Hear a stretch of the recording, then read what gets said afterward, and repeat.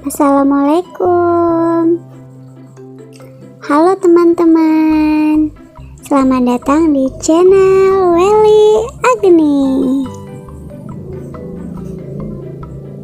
Di video kali ini saya akan mengajarkan pengucapan kata tanya dalam bahasa Minang.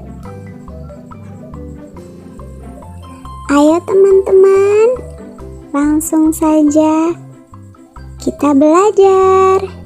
Yang pertama ada kata tanda tanya apa.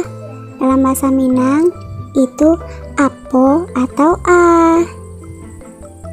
Dalam kalimat contohnya, apa yang terjadi?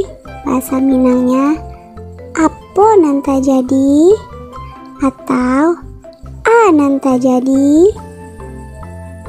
Apo nanta jadi, a nanta jadi.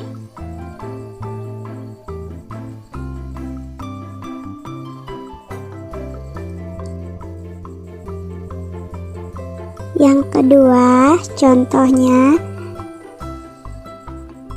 apa ini?